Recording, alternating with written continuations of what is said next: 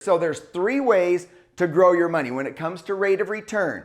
Let's talk about rate of return. There's fixed, there's variable, and there's indexed. Let's summarize. Here's fixed.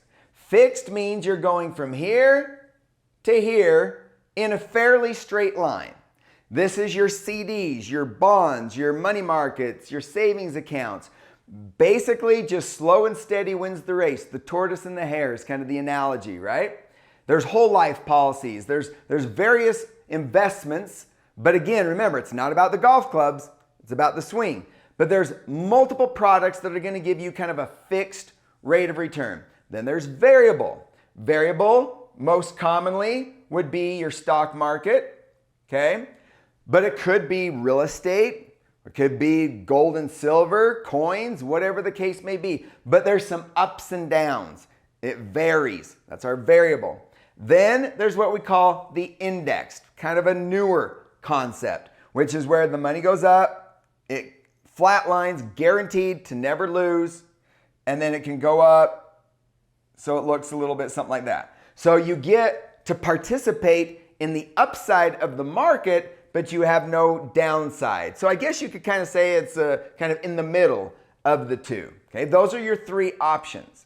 Now, since most people are pretty familiar with the idea of growing your money in a fixed account and a variable account, I want to dive into this index strategy in a little bit more detail in case you're not familiar with this. This is how the indexing strategies work. What's going to happen is that the companies put most of your money into a safe conservative portfolio that on average is going to get around 5%. Okay? Then that is how they can guarantee you that you're not going to lose any money. But this is not how you could get a double-digit return, right? So how do they get you a double-digit return without any losses? Well, here's what they do. They take the money that you save and they calculate how much money would they need to save into this safe bond conservative portfolio that's earning around 5% to get you back to the $1,000 that you started with. Does that make sense? So they kind of work backwards to figure out how much do they need to save at 5% to get you back the $1,000 you started with. That allows them to guarantee you that you're not going to lose any money. Then what they can do is take $50 in this example, and they can put that $50 towards the stock market through what we call options trading. And they use options trading on an index like the S&P 500. That's why these are called indexed strategies, because they're buying an option on an index. Now, if you're not familiar with options trading is where instead of buying the index, so let's say that it cost you $100 to buy the index, but for $50, you could buy the option to buy the index in a year from now, okay, at today's price. In other words, you're buying a lottery ticket and you are gambling on whether or not you think that the index is going to go up over the next 12 months. If the index does go up over the next 12 months, you have the option to buy it at a lower price, which makes your lottery ticket worth a lot of money. So you don't even have to buy the index, you can just sell your lottery ticket. Now, depending on how much the index goes up will depend on how much your lottery ticket is worth. Okay, so let's take a look. So we take $1,000 plus our $100.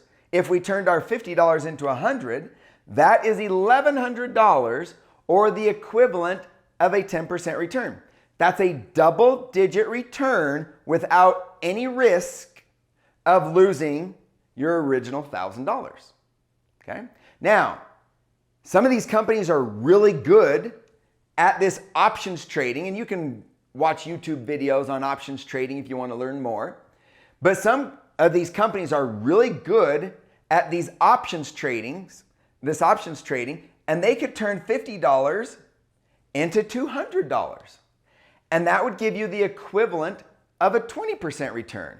Yes, it's very possible to get a 20% return. I've seen it many a times.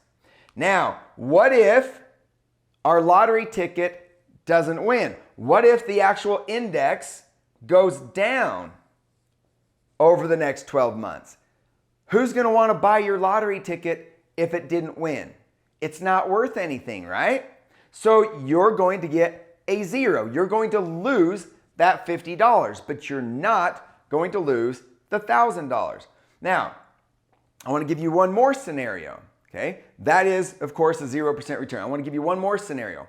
What if we go back into an environment like the 80s where bond rates were really high, and even right now with interest rates really high? And what if we've got the market that is doing really well, like in the 80s?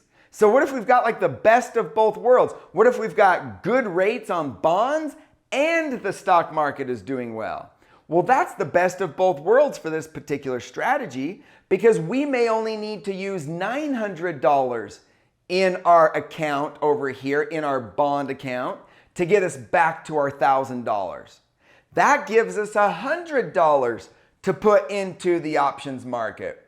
And on a good year, we might be able to turn that $100 into $400, which could be the equivalent of a 40% return. Yes, during the right conditions, these indexing strategies could get you these big returns without any risk of losing money in the stock market, okay? That's how the indexing strategies work. Now, here's another way of looking at it. For those of you who have like an existing chunk of money, let's say you have some money in a retirement account and you want to move all of your money over into one of these indexing strategies. Well, if you do that, they're going to buy these bonds at whatever the current rate is. It's kind of like a one-time thing. It's not like a monthly savings.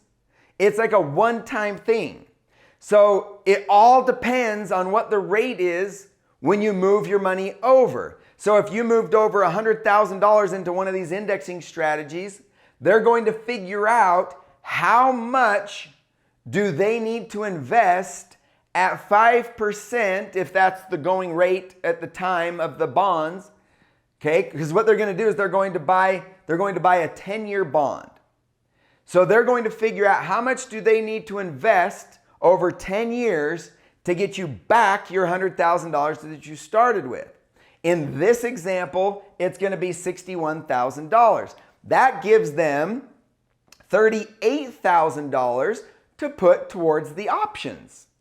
So that allows them to take that $38,000 and get double-digit returns on the $38,000. So the higher this number is, the better the overall performance is going to be. The lower that number is, the lower the overall performance of this type of scenario is going to be. Does that make sense? Okay. So you've got a couple of different scenarios. So this indexing concept can work if you're saving money every month, or if you have a lump sum amount of money that you just want to move in one shot. Okay.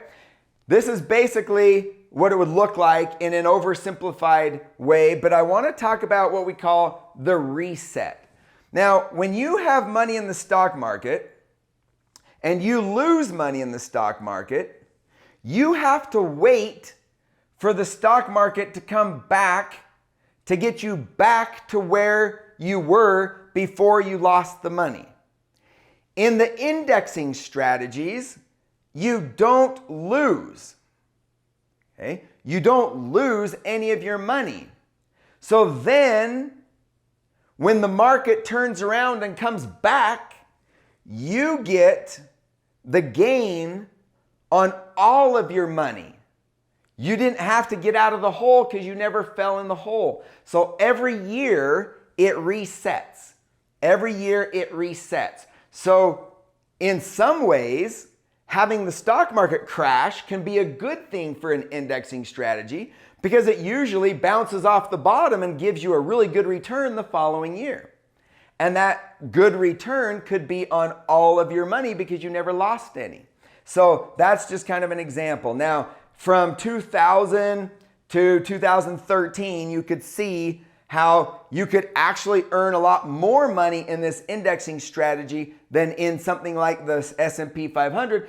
But of course, this is just looking at one little window of time. Obviously, there's a lot more to look at, but that's just to show you an example of how this works.